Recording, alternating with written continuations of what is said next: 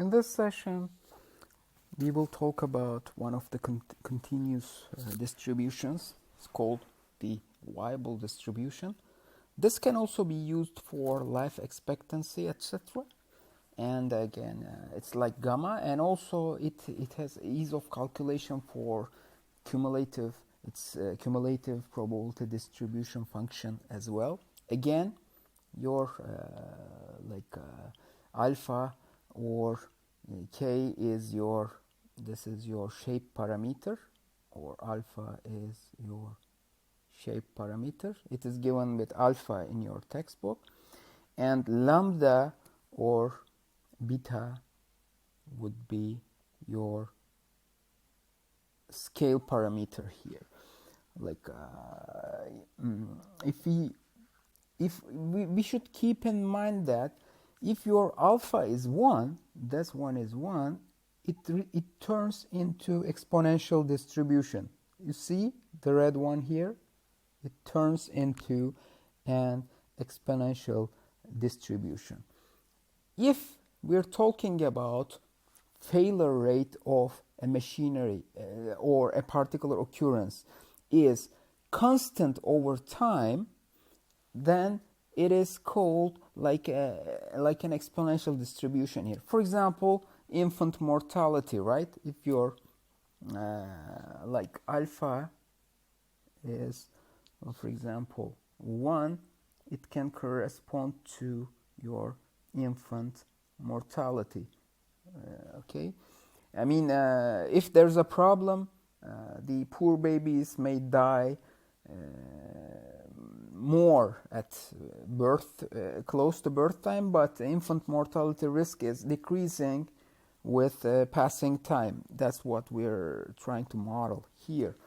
If your alpha is less than 1, for example, what do we mean for this? Like if your alpha is less than 1, which one is this? It's the blue one, right? The blue one. This one is like your failure rate is decreasing over time. Like maybe it can depend on random external events now, or like your alpha can be random external events here. If your alpha is larger than 1, it may correspond to a failure rate is increasing over time, like the aging process of parts, for example. It can correspond to maybe aging process of parts. But when we make the calculations, we will still use, these are all about the shapes of what we're trying to address here.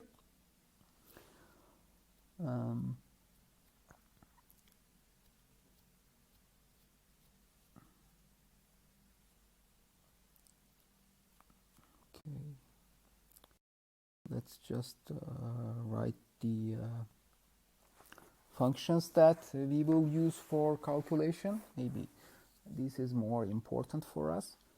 And our y be alpha over beta y for 1.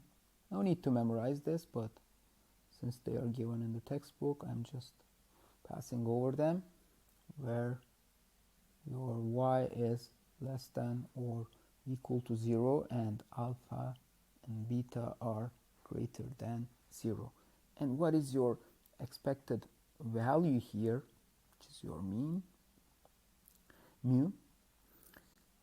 It's beta 1 over alpha, alpha, and probability distribution function. Your variance y should be mu square beta 2 over alpha, or density function minus 1 square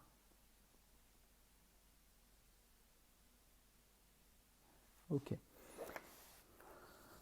So, but when we make the calculations here, we can directly calculate them as we did before in exponential distribution. I will try to show you with an example.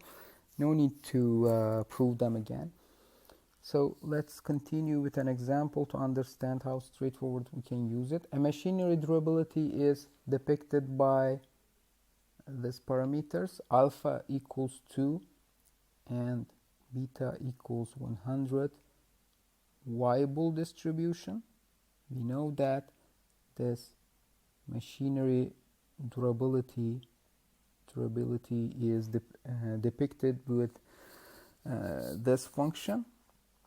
Your fy from 0 to y would be your cumulative distribution function.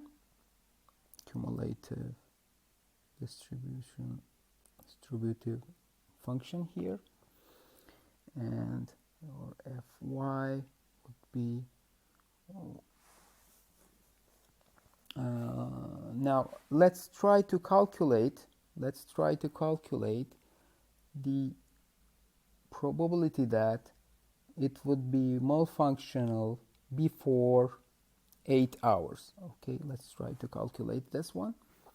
So it's fy should be 1 minus e to the power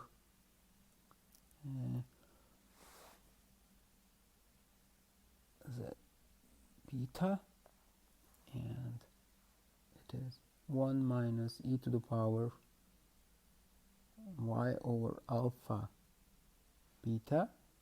So your probability of y less than 8 would be 1 minus this partial integral, and it should be 1 minus e to the power 8 square over 100, and that should be 1 minus e to the power 0.64, and this one would correspond to 0.527, and finally the probability of y less than 8 would be 1 minus this value, where it is and it would correspond to probability of y less than 8 would be